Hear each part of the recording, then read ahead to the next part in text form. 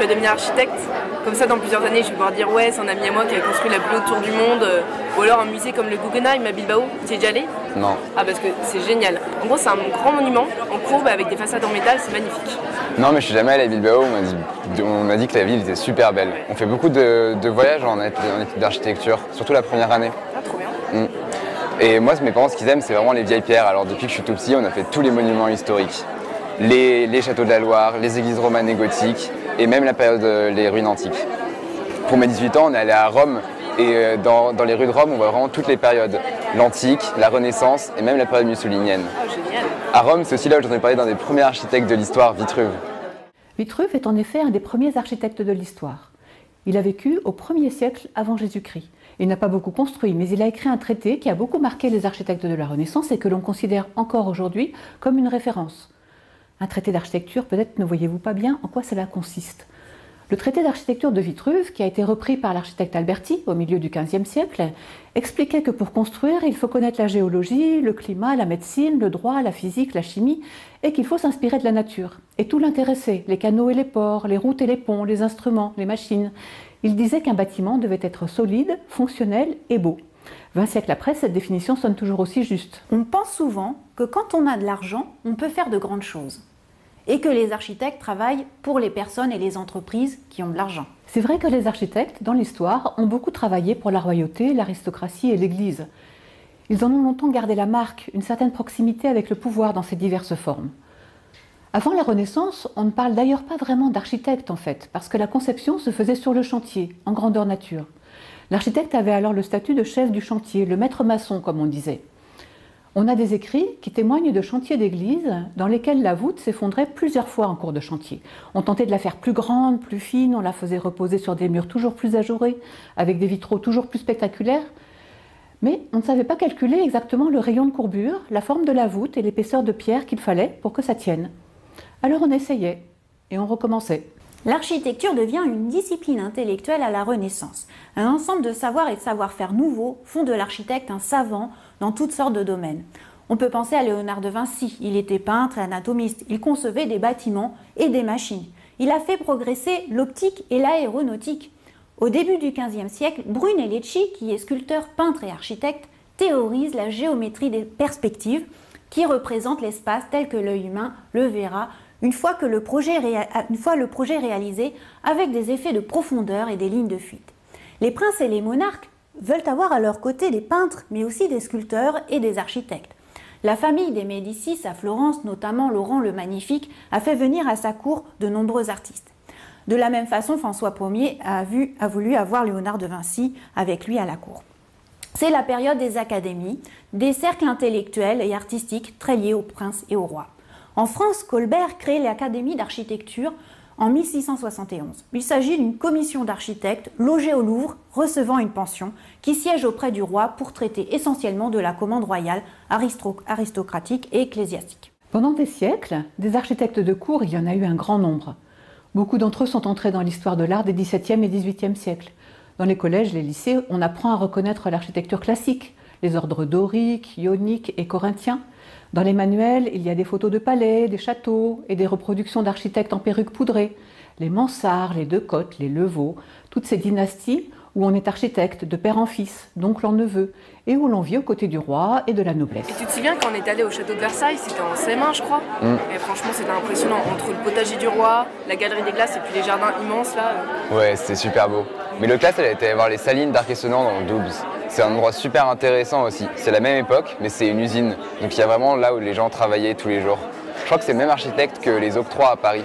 Tu vois les colonnes du trône à la place de la Nation, les rotondes de Stalingrad? Ouais. Avec Claude Nicolas Ledoux, l'architecte des Salines et de nombreux autres édifices, mais aussi avec Étienne Louis Boulet et Jean-Jacques Lequeux, s'ouvre un courant d'architecture visionnaire. L'architecte ne se contente pas de répondre à une commande bourgeoise, mais il imagine une cité idéale, dans laquelle l'architecture et l'urbanisme rendraient une vie meilleure pour tous, quitte à ce que ces projets utopiques restent sur le papier. Depuis cette période, on a toujours eu une part de l'activité des architectes qui s'est développée à la limite de l'utopie. Un architecte, inspiré des théories du philosophe Joseph Fourier, a construit le familistère de Guise pour l'industriel Jean-Baptiste Gaudin. Ce bâtiment était pensé pour plusieurs centaines de familles vivant ensemble, exploitant les terrains agricoles autour. La plupart des espaces étaient partagés, ateliers de travail, pouponat pour élever les enfants en dehors de leur famille, réfectoire pour tous et les repas pris en commun. Bien plus tard, on a imaginé des villes sous-marines, des bâtiments inspirés d'organismes vivants. On a associé ces formes nouvelles au progrès, à la liberté, mais aussi à des formes de totalitarisme. La plupart de ces réflexions n'ont pas donné lieu à réalisation, mais elles témoignent de l'accroche forte qui existe entre la pensée architecturale et la pensée de l'avenir des sociétés. À la fin du XIXe siècle, en Angleterre, un mouvement a proposé de construire les villes à la campagne. La préoccupation pour la santé des citadins, notamment des ouvriers, incitait à éloigner l'habitat des usines. Ce sont les cités-jardins britanniques, puis quelques expérimentations entre les deux guerres en France. Puis dès les années 50, avec Le Corbusier et le mouvement moderne, la reconstruction de l'après-deuxième guerre mondiale et l'état de délabrement de nombreux quartiers anciens des grandes villes ont permis des interventions en tabula rasa, c'est-à-dire sur des terrains, parfois des quartiers, totalement rasés de leur construction. L'architecture et l'urbanisme de cette période sont pensés pour un homme nouveau, qui se déplace différemment, travaille dans un cadre efficace et moderne, a besoin de lumière et d'espace vert pour se maintenir en bonne santé. Et le béton, matériau nouvellement arrivé dans l'industrie de la construction, permet de révolutionner les formes du bâti. Le Corbusier formule les 5 points de l'architecture moderne.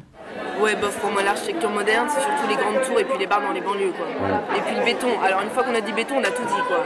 La grisaille, les cités et puis les bâtiments sans ça. Puis en plus, ça n'a pas contribué à donner une bonne image des architectes. Oui, mais en même temps, quand ils pensent, c'était vraiment une époque où il fallait construire beaucoup, vite et pour pas cher. En tout cas, maintenant, on ne peut pas dire que les architectes ne construisent que pour les riches, comme tu disais tout à l'heure. Quand on pense à l'exode rural, à la révolution industrielle, il fallait construire des grands bâtiments publics, comme les postes, les hôpitaux, les écoles, et puis bien sûr aussi tous les logements des ouvriers dans les villes, les bureaux, les usines. Dès les années 60, les architectes ont commencé à douter quant à leur manière d'intervenir et aux critiques qui étaient en train de se développer sur les espaces qu'ils produisaient. Ça n'est pas pour rien qu'en mai 68, ils ont été très actifs dans les mouvements et les débats politiques. Cela a d'ailleurs été radical. L'enseignement de l'architecture a quitté l'école des beaux-arts, où ils avaient toujours été inscrits. Cet enseignement, tel qu'il était dispensé, a été jugé trop académique, déconnecté de la réalité de la France des Trente Glorieuses, en termes de mode de vie, de société et de technique aussi. C'est alors que se sont créées les unités pédagogiques d'architecture, avec une pédagogie et des contenus complètement repensés, une diffusion sur l'ensemble du territoire, alors que la formation des architectes était depuis des siècles centralisée à Paris, avec quelques antennes régionales et très associée à l'enseignement des arts. C'est l'origine des ENSA, les écoles que l'on connaît aujourd'hui. Dès les années 1970 et la fin de la croissance régulière annoncée par les premiers chocs pétroliers, les représentations de l'architecture et de la ville ont changé.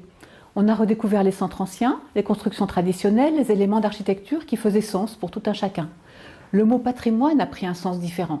L'intérêt des citadins n'était plus limité aux monuments historiques, mais à tous les témoins d'une culture qui était en train de se modifier profondément.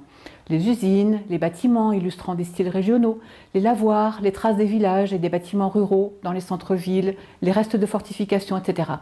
C'est l'époque du postmodernisme, bien plus radical aux États-Unis, avec un rapport différent à l'histoire que celui que l'on a en Europe.